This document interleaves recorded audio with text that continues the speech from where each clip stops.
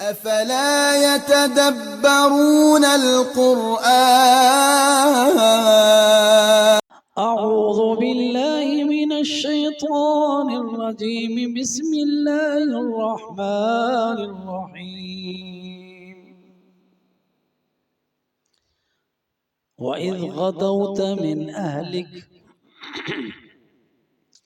وإذ غدوت من أهلك تبوئ المؤمنين مقاعد للقتال والله سميع عليم إذ همت طائفتان منكم أن تفشلا والله وليهما وعلى الله فليتوكل المؤمنون ولقد نصركم الله ببدر وأنتم أذلة فاتقوا الله لعلكم تشكرون إذ تقول للمؤمنين ألن يكفيكم أن يمدكم ربكم بثلاثة آلاف من الملائكة منزلين وَإِذْ غَدَوْتَ اور یاد کرو اس وقت کو جب جب غدوت آپ صبح نکلے غدا یغدو فجر کے وقت نکلنے کو کہتے ہیں اور نماز فجر کے ناموں میں ایک نام صلاۃ الغداء بھی ہے غدو فجر کی نماز صبح وَإِذْ غَدَوْتَ اور جب آپ صبح سویرے نکلے من اہلک اپنے گھر والوں سے من اہلک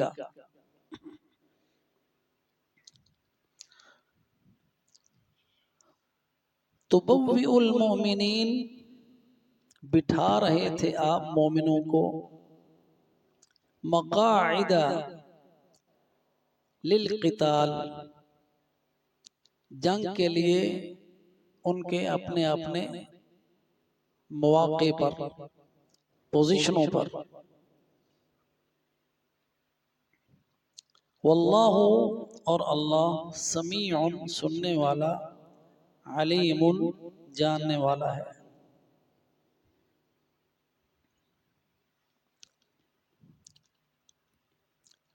یہ آیات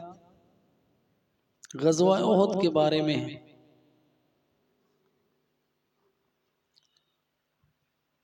وَإِذْ غَدَوْتَ مِنْ أَهْلِكَ اور جب آپ صبح نکلے اپنے گھر والوں سے اور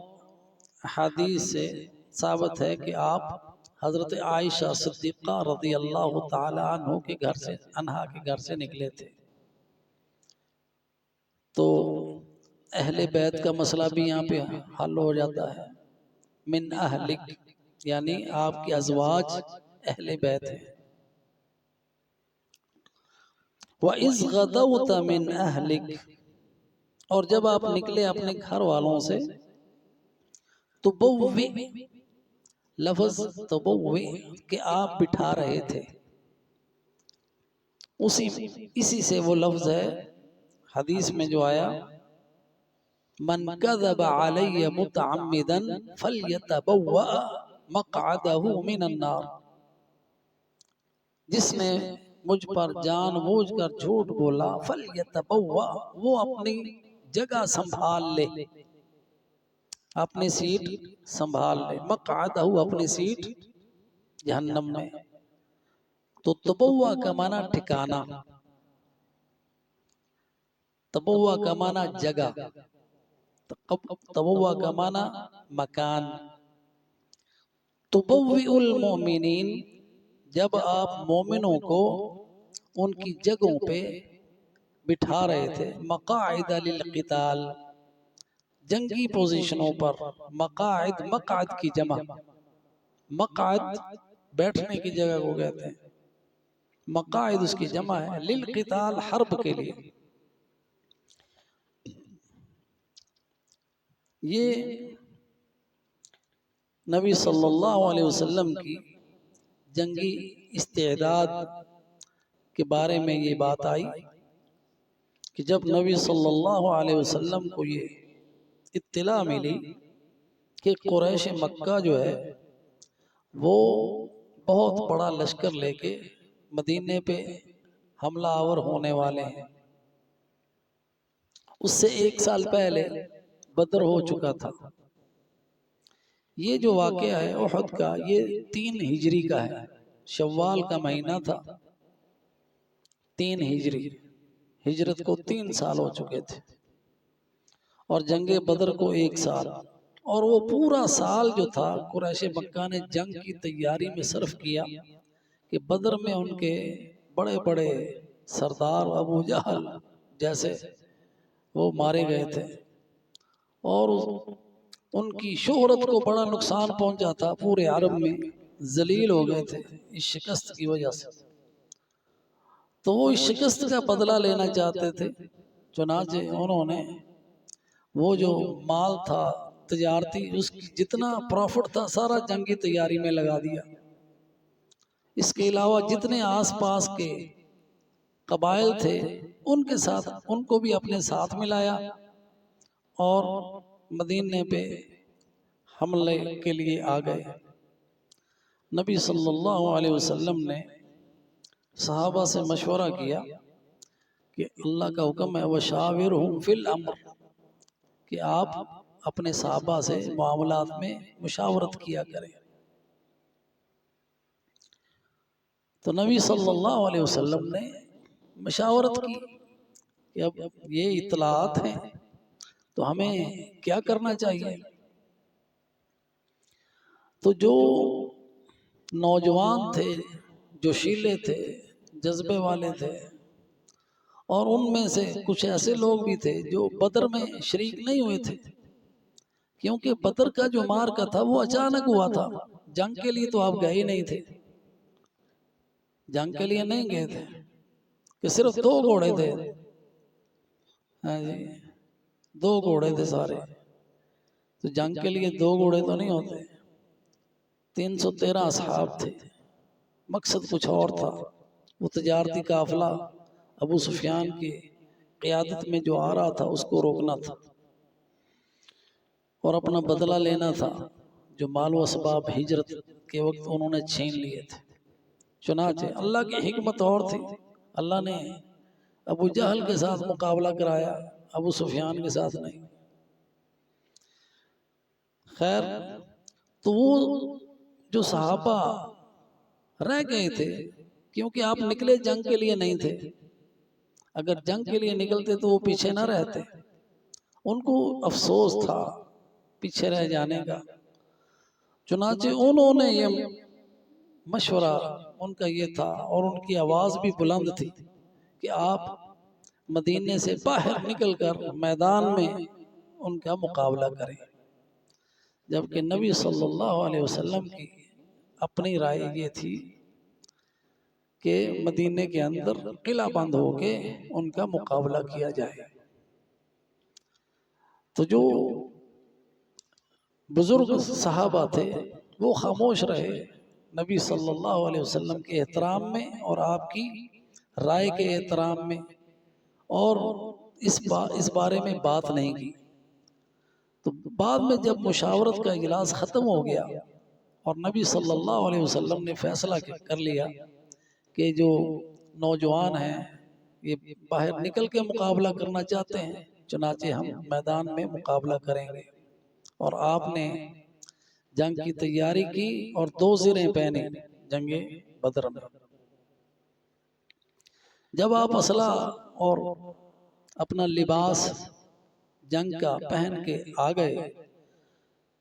تو وہ جو نوجوان تھے ان کو بزرگوں نے سمجھایا کہ تم نے یہ کیا کیا ہے، نبی صلی اللہ علیہ وسلم کی رائے یہ تھی، تو ان کو بعد میں افسوس اور شرمندگی ہوئی، اور نبی صلی اللہ علیہ وسلم سے یہ درخواست کی کہ آپ جیسے آپ کی مرضی ہے ویسے ہی کریں، یعنی مدینے میں رہ کے ہی ہم مقابلہ کریں قلعہ بند ہو کر۔ آپ نے فرمایا کہ جب نبی جنگ کے لیے لباس پہن لیتا ہے تو پھر اس کے لیے یہ جائز نہیں کہ جب تک اللہ فیصلہ نہ کر دے وہ اتارے۔ اب فیصلہ ہو چکا، اب ہم نے میدان میں ہی لڑنا ہے۔ تو اس میں ہمارے لیے گائیڈنس بھی ہے کہ جب قائد ایک فیصلہ کر لے مشاورت سے، پھر اس سے پیچھے نہیں ہٹنا، نتیجہ کچھ بھی ہو، اور متردد نہیں ہونا۔ جو فیصلہ کر لیا اب نتائج اللہ پہ چھوڑیں اور اللہ پر توکل کرتے ہوئے نکل پڑے۔ چنانچہ آپ صلی اللہ علیہ وسلم کے ساتھ 1000 افراد اس جنگ کے لیے نکلے۔ ابھی احد نہیں پہنچے کہ عبداللہ ابن ابی کہنے لگا ہماری رائے یہ تھی کہ ہم مدینے میں رہ کے جنگ کریں، ہماری رائے کا احترام نہیں کیا گیا، کیونکہ اس کی بھی یہی خواہش تھی کہ مدینے کے اندر رہیں، ہمارا پتہ ہی نہ چلے کہ ہم نے لڑا ہے کہ نہیں لڑا، قلعے میں رہیں گے، تو منافقت تھی اس کی۔ تو اس نے واپسی کا اعلان کر دیا، اور اس کے ساتھ جو کمزور ایمان کے لوگ تھے، کچھ منافقین تھے، وہ بھی واپس ہو گئے، اور وہ 300 کے قریب افراد تھے جو واپس ہوئے۔ تو جس سے مسلمانوں کے اندر بھی ایک یعنی حوصلہ شکنی ہوئی کہ 1000 افراد تھے، اب 300 نکل گئے ہیں، 700 افراد رہ گئے۔ تو ان میں سے بھی کچھ لوگوں کے اندر یہ ارادہ کیا گیا ہوا کہ ہم بھی واپس چلے جائیں۔ پھر اللہ تعالیٰ نے ان کو جما دیا، جس کا ذکر اگلی آیت میں آ رہا ہے۔ فرمایا اذ ہمت طائفتان، ہمت جب ارادہ کیا، طائفتان دو گروہوں نے، منکم تم میں سے، ان تفشلا، ان تفشلا کہ واپس ہو جائیں۔ فشل ناکامی کو بھی کہتے ہیں۔ جب انہوں نے دیکھا کہ عبداللہ ابن ابی واپس جا رہا ہے تو ان کے حوصلے پست ہو گئے، دو گروہوں کے، اور وہ دو گروہ جو تھے وہ انصار کے تھے، خزرج کے اور اوس میں سے دو قبیلے تھے۔ خزرج کا قبیلہ بنو حارثہ تھا، اور اوس کا قبیلہ بنو سلمہ تھا۔ یہ اذ ہمت طائفتان، یہ ان کی طرف اشارہ ہے۔ جب ارادہ کیا دو گروہوں نے، منکم تم ہی میں سے، ان تفشلا کہ واپس مڑ جائیں۔ ساتھ ہی فرمایا واللہ ولیہما، جب ان کے دلوں میں یہ بات آئی کہ واپس مڑ جائیں، عبداللہ ابن ابی کو دیکھتے ہوئے ان کے حوصلے پست ہو گئے، اور انہوں نے یہ ارادہ کر لیا واپسی کا، تو اللہ سبحانہ وتعالی نے ان کو اس ناکامی سے بچایا، اس لیے کہ واللہ ولیہما، اللہ ان کا ساتھی ہے، اللہ ان کا دوست ہے۔ تو یہاں پہ ہمیں یہ بات بھی سمجھ آئی کہ جب انسان کی اللہ کے ساتھ وابستگی ہو تو اللہ ناکامیوں سے بچاتا ہے، غلط فیصلوں سے اللہ واپس کر لیتا ہے۔ ان کا ارادہ ہوا دل میں ایک بار یہ دیکھتے ہوئے، لیکن اللہ نے اس ارادے سے ان کو باز کر لیا، بچا لیا۔ واللہ ولیہما، کہ اللہ تعالیٰ نے اس ناکامی سے، اس رجوع سے، اور نبی صلی اللہ علیہ وسلم کا ساتھ چھوڑنے سے ان کو بچا لیا۔ وعلی اللہ، اور اللہ پر ہی، فلیتوکل، پس بھروسہ کرنا چاہیے، المومنون، مومنوں کو۔ یہاں تک غزوہ احد کی بات ہوئی، اور اس میں جو پچھلی آیت وَإِذْ غَدَوْتَ مِنْ أَهْلِكَ تُبَوِّئُ الْمُؤْمِنِينَ مَقَاعِدَ لِلْقِتَالِ وَاللَّهُ سَمِيعٌ عَلِيمٌ،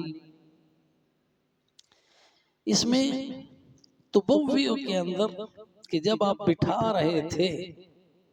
مومنوں کو جنگ کی مقامات پر، یہ قائدانہ صلاحیت نبی صلی اللہ علیہ وسلم کی ایک جرنیل کی حیثیت سے اب